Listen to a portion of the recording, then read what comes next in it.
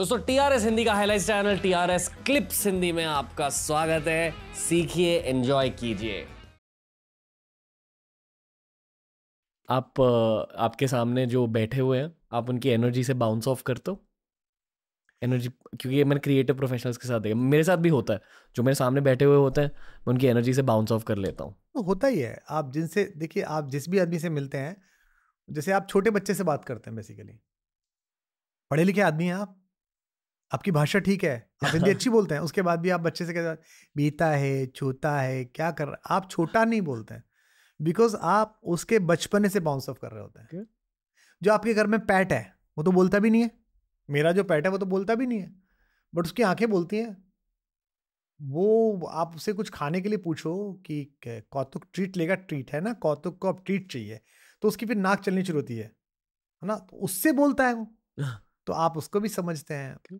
जब भगवान सीता माता का अपहरण हो गया, उन्हें उठा के ले गया रावण, तो उनका पता पूछ रहे हैं कि कहाँ चली गई, उन्हें तो पता नहीं है, वो तो एक रोल में है ना, एक कॉमन ह्यूमन के रोल को निभा रहे हैं भगवान।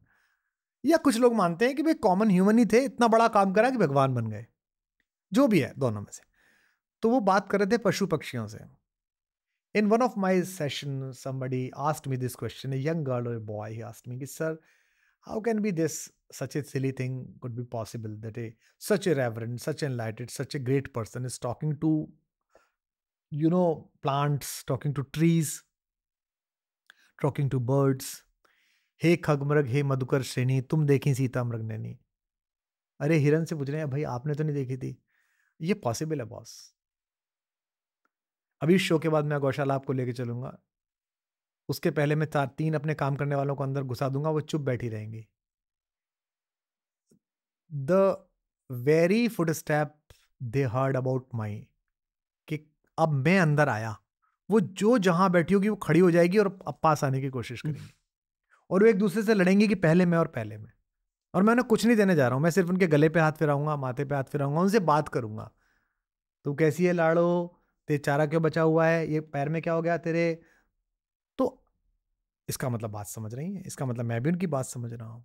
तो एनर्जी तो बाउंस बैक होती ही है।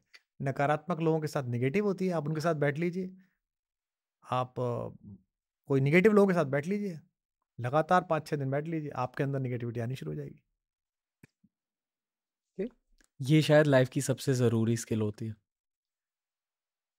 इसे सत्संग कहते हैं, जो हमारे यहाँ बहुत ज्यादा नहीं, सत्संग करो, सत्संग करो, अच्छे लोगों के साथ बैठो, अच्छी बातें करो, लोगों की एनर्जी जानना। जैसे हमारे यहाँ एक शिकायत मुझे मिलती है, ट्विटर पर बहुत मिलती है, फेसबुक पे तो कम मिलती है, कि सब आपकी टीम ने हमें हमें ब्लॉक कर दिया, अब हम आपका ट्वीट नहीं देख पा रहे हैं।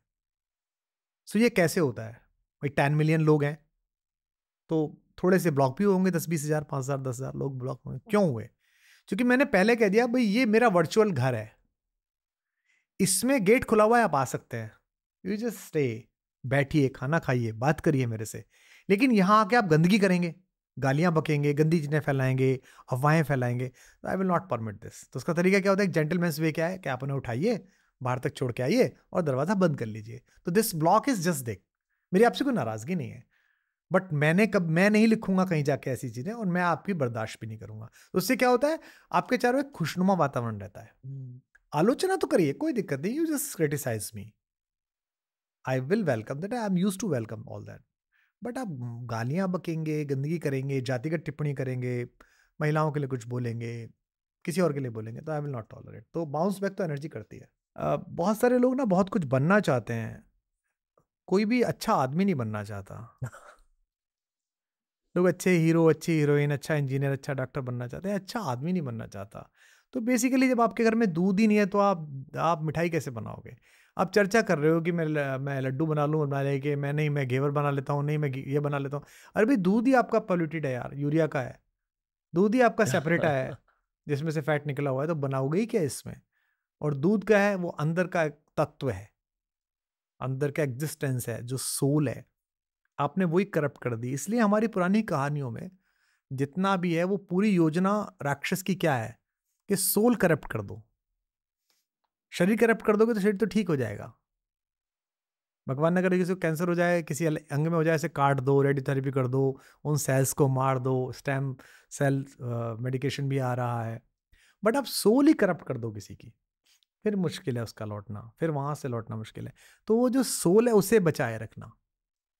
When I was in that political field, और वन फाइन डे एक ऐसे क्रॉस रोड्स पे हम आ गए, जब तू या मैं, तो मेरे पास ये ऑप्शन था कि मैं कुछ भी कर सकता था, सब चीज़ अपने हाथ में ले सकता था।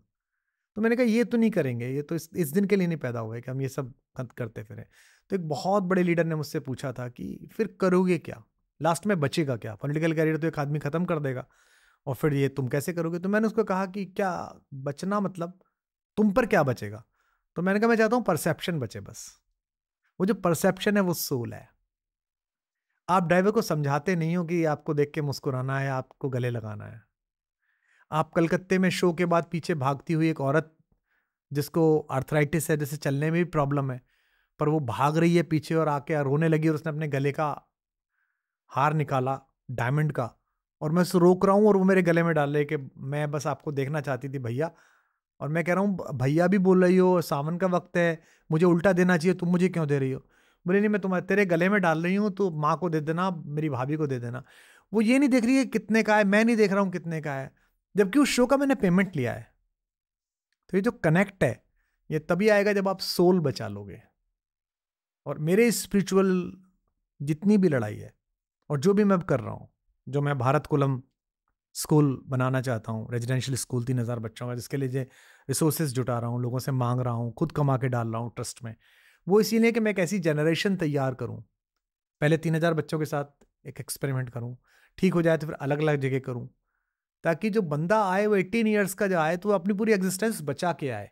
वो ऑर्गेनिक खाए, ऑर्गेनिक देखे, ऑर्गेनिक सोचे। ऑर्गेनिक देख नहीं रहा है आजकल, वो ऑर्गेनिक सोच नहीं रहा है, वो पॉल्यूटेड सोच रहा है, उसमें पेस्टिसाइड पड़ा हुआ है, यूरिया पड़ा हुआ है। यहाँ मैं ऑर्गेनिक खा रहा हूँ जी, मेरी गाय भी ऑर्गेनिक खाना खा रही है, तो ऑर्गेनिक दूध दे रही है।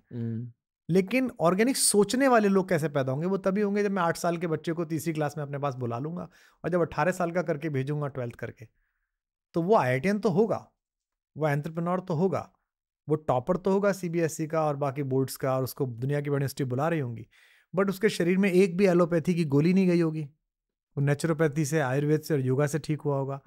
उसको दुख से बचना, कष्ट से बचने की विधि आ रही होंगी ध्यान की। उसके पास एक कला होगी कि जब स्ट्रेस ज़्यादा हो जाएगा तो गिटार बजाएगा, सितार बजाएगा, नाचेगा, बोलेगा, गाएगा, तैरेगा। उसके पास एक काम होगा, स्पोर्ट्स होगा, उसे पर्यावरण की पता होगी, उसे खेती का पता होगा। सो एक ऐसा बच्चा, ऐसा लड़का लड़की तैयार करने के लिए मुझे लगता है कि ये ध्येय अच्छा है। और आजकल मैं पागलपन की तरह भारत कुलम में लगा हुआ हूँ। I am inviting you and each and everyone कि सब आएँ, उसमें सहयोग करें कि वो कैसे बनेगा जी। तो मैं कोशिश कर रहा हूँ। ये वीडियो से आपने कुछ सीखा ना? बाकी के वीडियोस भी देखिए, बहुत तगड़े वीडियोस होते हैं TRS क्लिप्स हिंदी पर। आपको बस चैनल को एक्सप्लोर करना है, ये वाली प्लेलिस्ट देख लीजिए, आपके लिए बनाएंगे दोस्त।